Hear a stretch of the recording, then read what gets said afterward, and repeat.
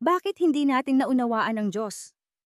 Nang lumakad ang Diyos sa gitna natin, hindi siya nakilala o tinanggap ng relihiyosong pagtatatag.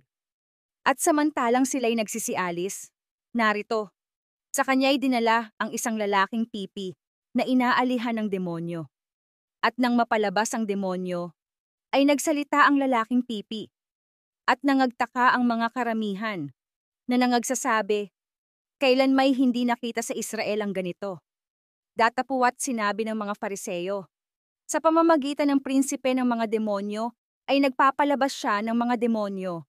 At nililibot ni Jesus ang lahat ng mga bayan at mga nayon na nagtuturo sa mga sinagoga nila at ipinangangaral ang ebanghelyo ng kaharian at pinagagaling ang sarisaring sakit at ang sarisaring karamdaman.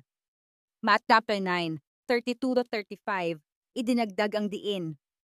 Ang mga sumusunod na salita ni Isaias ay angkop na nalalapat sa mga nag-akusa kay Jesus na nakikipagtulungan siya kay Satanas.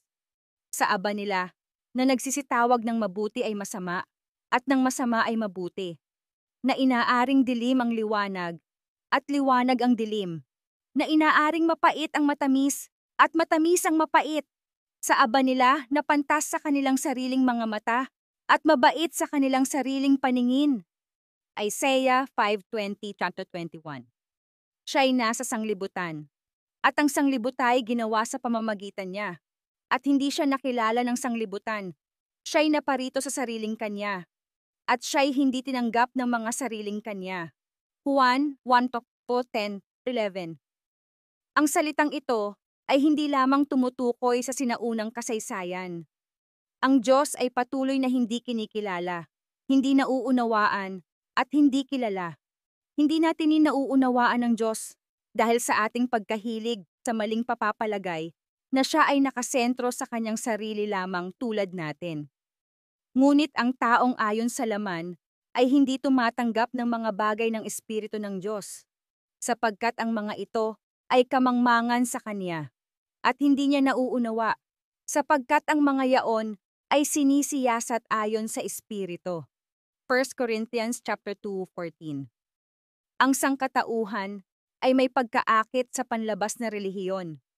Sa halip nito, ang kailangan natin ay ipagpalit ang ating pagiging makasarili sa pag-ibig ng Diyos. Ang kaisipang talikuran ang pagiging makasarili ay labis na nagbabanta sa natural na tao. Ang panlabas na relihiyon ay tila mas ligtas. Ngunit ang ganitong uri ng kaligtasan ay isang mapanlinlang na ilusyon. Ang panlabas na relihiyon ay madalas na ginagamit upang magtago mula sa Diyos. At nagsilapit sa kanya ang mga Fariseyo, na siya'y tinutokso nila, at kanilang sinasabi, naaayon baga sa kautusan na ihiwalay ng isang lalaki ang kaniyang asawa sa bawat kadahilanan? At siya'y sumagot at sinabi, hindi baga ninyo nabasa, na ang lumalang sa kanila buhat sa pasimula, ay sila'y nilalang niya na lalaki at babae.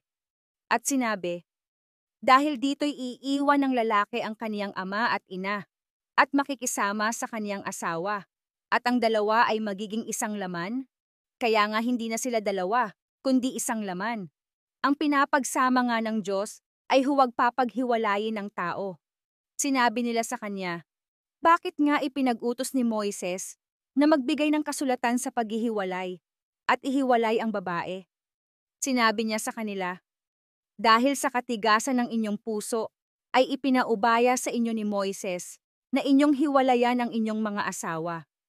Datapuwat buhat sa pasimula ay hindi gayon. Matthew 19:3-8. Ang karamihan sa lumang tipan ay sumasalamin sa mga pagsisikap ng Diyos na lumapit sa mga taong matigas ang puso. Ang Diyos ay hindi naintindihan sa mga talata ng banal na kasulatan, kung saan niya tinanggap ang kalooban ng mga tao sa halip na talikuran sila bilang walang pag-asa. Tayo ang nagkukulang sa pagkahabag, hindi ang Diyos.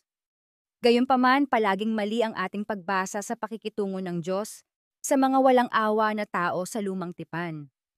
Bilang isang resulta, inakusahan natin ang Diyos na kinukonsinti niya ang pang-aalipin at poligamya, na hinihimok niya ang mga digmaan ng pananakop pag-uutos sa pagpatay ng lahi, at pag-atas ng matitinding parusa para sa mga lumalabag sa batas. Ginagawa natin ang mga paratang na ito sapagkat hindi natin naiintindihan ang laki ng problemang nauugnay sa katigasan ng puso ng mga tao na patuloy na kinakaharap ng Diyos sa kanyang pakikitungo sa sinaunang Israel. Si Jesus, sa Sermon sa Bundok, ay nagpalawak ng 10 utos na binibigyan ito ng praktikal na aplikasyon batay sa batas ng pag-ibig. Narinig ninyong sinabi, mata sa mata, at ngipin sa ngipin. Datapuwat sinasabi ko sa inyo, huwag kayong makilaban sa masamang tao. Kundi sa sinumang sa iyo'y sumampal sa kanan mong pisngi, iharap mo naman sa kanya ang kabila. At sa mag-ibig na ikaw ay ipagsakdal, at kunin sa iyo ang iyong tunika, ay iwan mo rin naman sa kanya ang iyong balabal. At sa sinumang pipilit sa iyo na ikaw ay lumakad ng 1 milya, ay lumakad ka ng 2 milya na kasama niya. Bigyan mo ang sa iyo'y humihingi, at huwag mong talikdan ang sa iyo'y nangungutang.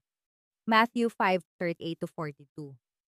Sa mga salitang ito, ipinaliwanag ni Jesus ang sakdal na kalooban ng Diyos na taliwas sa kanyang pagbagay sa kalooban ng mga taong matigas ang puso.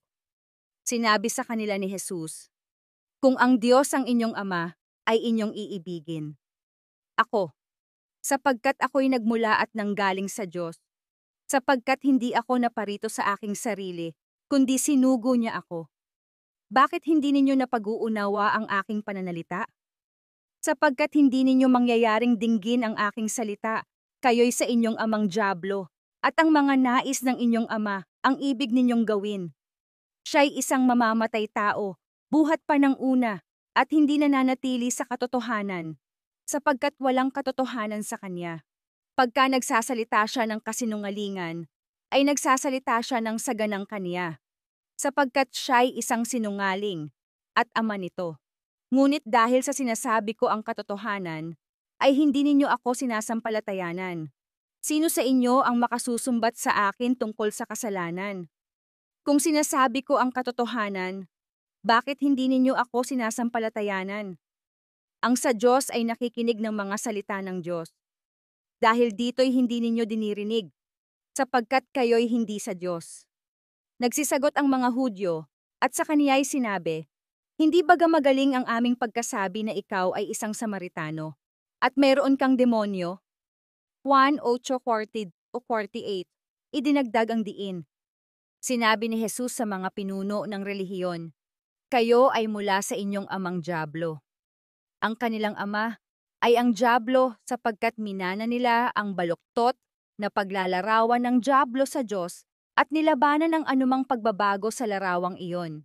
At inilagay nila sa kanyang ulunan ang pamagat sa kanya na nasusulat, ito'y si Jesus, ang hari ng mga Hudyo. Nang magkagayoy ipinakong kasama niya ang 2 tulisan, isa sa kanan at isa sa kaliwa. At siya'y nililibak ng nangagdaraan, na iginagalaw ang kanilang mga ulo, at nangagsasabi, ikaw na igigiba mo ang templo, at sa 3 araw ay iyong itatayo, iyong iligtas ang sarili mo. Kung ikaw ay anak ng Diyos, ay bumaba ka sa krus. Gayon din naman ang paglibak sa kanya ng mga pangulong saserdote, pati ng mga eskriba at ng matatanda, na nagsipagsabi, nagligtas siya sa mga iba. Sa kaniyang sarili ay hindi makapagligtas. Siya ang hari ng Israel. Bumaba siya ngayon sa krus, at tayo'y magsisisampalataya sa kanya. Nananalig siya sa Diyos. Iligtas niya siya ngayon, kung siya'y iniibig. Sapagkat sinabi niya, ako'y anak ng Diyos. Matthew 27:37. 43. Idinagdag ang diin. Ang mga nangutya kay Jesus sa krus ay gumamit ng parehong pahiwatig na ginamit ni Satanas sa ilang upang tuksuhin si Kristo. Kung ikaw ay anak ng Diyos, Matthew 4:3. At walang taong naglalagay ng bagong alak sa mga lumang botelya. Kung hindi, sisirain ng bagong alak ang mga bote, at bubuhos, at ang mga botelya ay mawawala. Ngunit ang bagong alak ay dapat ilagay sa mga bagong bote, at ang mga ito ay mapapanatili. Lucas 5:37-38. Inihalin tulad ni Jesus, sa pagkakatulad na ito, ang kanyang radikal na bagong pagtuturo sa bagong alak na sumabog sa mga lumang bote. Si Jesus sa pamamagitan ng salita at halimbawa ay nagpinta ng isang malinaw na larawan ng pag-ibig ng Diyos na tumayong may malaking kaibahan sa baluktot na larawan ng Diyos, ang lumang alak, na hawak ng mga guro ng relihiyon, ang mga lumang bote, na nakatagpo niya. Ang dalawang magkaibang mga pananaw na ito ay hindi maaring pagsamahin. Gayon din naman ngayon.